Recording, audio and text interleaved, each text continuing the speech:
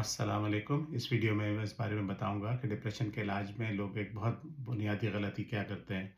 तो वो गलती ये है कि जो है लोग जैसे ही ठीक होते हैं, डिप्रेशन ख़त्म हो जाता है, फ़ौरन उसके बाद दवा बंद कर देते हैं। ऐसा करने से डिप्रेशन के अलामात वापस आने का ख़तरा बहुत ज़्यादा बढ़ जाता है।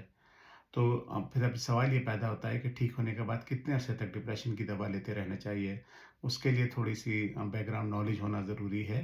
तो वो जानना ये ज़रूरी है कि जब लोगों को पहली दफ़ा डिप्रेशन हुआ हो, पहले कभी ना हुआ हो, तो उसमें से तकरीबन अगर 100 लोगों को हुआ हो तो तकरीबन 50% यानी 100 में से 50 लोगों को डिप्रेशन 100% ख़त्म हो जाता है, वो ठीक हो जाते हैं और उनको ज़िंदगी में कभी दोबारा डिप्रेशन नहीं होता।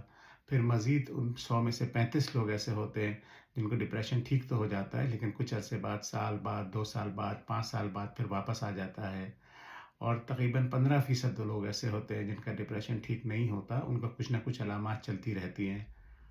लेकिन ज़ाहिर है कि जब डिप्रेशन किसी को पहली दफ़ा होता है तो हमें ये पता करना मुश्किल होता है कि फ़लाँ शख़्स को तो डिप्रेशन जो ठीक हो जाएगा कभी वापस नहीं आएगा और फ़लाँ को दोबारा हो जाएगा। इसलिए रिसर्च ये कहती है कि डिप्रेशन का पहला अटैक जब ठीक हो जाए, बिल्कुल सारी अलामात ख़त्म हो जाएँ, वहाँ से तकरीबन 6 से 9 महीने दवा और लेते रहना चाहिए। उसकी वजह ये है कि डिप्रेशन जब ठीक जो डिप्रेशन दिमाग में कुछ कीमियाई तब्दीलियों की वजह से होता है, तो दवा जो है शुरू में उन तब्दीलियों को सप्रेस तो कर देती है, यानी उनको दबा देती है, लेकिन उनको जड़ से ख़त्म नहीं करती, रिवर्स नहीं करती।